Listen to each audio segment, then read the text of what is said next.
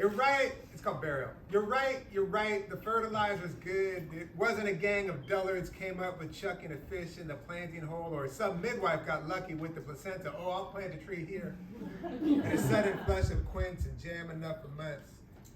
Yes, the magic dust our bodies become cast spells on the roots about which someone else could tell you the chemical processes, but it's just magic to me. Which is why a couple springs ago, when first putting in my 2 bare root plum trees out back, I took the jar which has become my father's house, and lonely for him and hoping to coax him back for my mother as much as me, I poured some of him into the planting holes. And he dove in, glad for the robust air, saddling a slight gust in my nose and mouth, chuckling as I coughed, but mostly he disappeared into the minor yawns in the earth, into which I placed the trees, splaying wide their roots and casting the gray dust of my old man evenly throughout the hole, replacing then the clods of dense Indiana soil until the roots and my father were buried. Watering it all in with one hand while holding the tree with the other straight as the flag to the nation of simple joy of which my father is now a naturalized citizen. Waving the flag from his subterranean lair.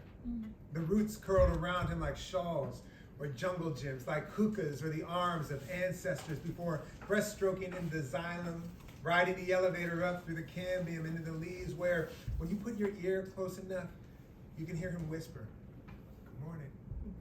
Where, if you close your eyes and push your face, you can feel his stubbly jowls. And good Lord, this year he was giddy at the first real fruit set and nestled into the 30 or 40 plums in the 2 trees, peering out from the sweet meat with his hands pressed against the purple skin like cathedral glass.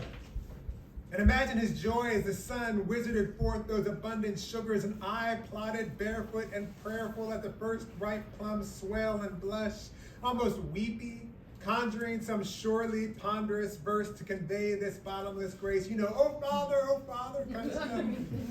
Hundreds of hot air balloons filling the sky in my chest, replacing his intubated body, listing like a boat keel side up, replacing the steady stream of water from the one eye which his brother wiped before removing the tube, keeping his hand on the forehead till the last wind in his body wandered off, while my brother wailed like an animal, and my mother said, weeping, "It's okay.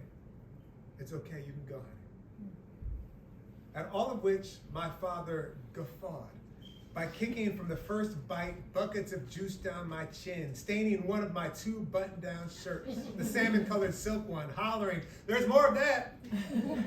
Almost dancing now in the plum, in a tree, the way he did as a person, bent over and biting his lip and chucking the one hip out, and then the other with his elbows cocked and fists loosely made and eyes closed and mouth made trumpet, when he knew he could make you happy just by being a little silly and sweet.